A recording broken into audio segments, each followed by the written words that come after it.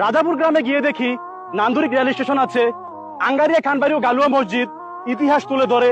Viral পদ্মবিলে দেখা পাবেন দক্ষিণ গ্রামে গেলে, নৌকা দিয়ে ঘুরবেন বিলে, মালাই চাপাবেন শেষে। পাচুরা গ্রামে ঈদগাহ খঞ্জনি মহর, অনেক পুরনো দিনের কথা।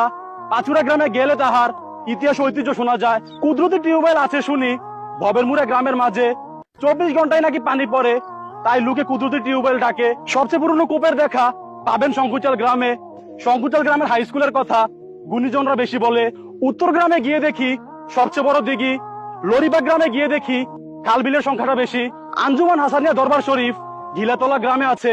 গিলাতলা গ্রামে গেলেই দেখবেন অসংখ্য ভক্তকুলের সমাবেশ বসে। আধ্যাত্মিক দর্শনার্থীর আগ্রহ কেন্দ্র চরানল দরবার শরীফ, অনেক মানুষ সেখানে যায়, করে তাহার তারিফ।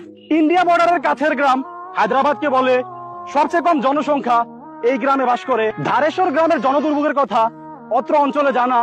রাস্তাঘাটের মেরামত হয় না, তারা পাচ্ছে নানান বাহানা। সড়ক সমস্যা নিয়ে আন্দোলন করে বারেশ্বর গ্রামের তারা, পুরো এলাকায় সারা ফেলে। এরপরে যা বিভিন্ন মিডিয়ায়। কৃষি প্রধান গ্রাম হিসেবে নবিয়াবাদ গ্রাম সেরা। অনেক আগের একটি গাব গাছ আছে, কতজনে জানতেন সে কথা।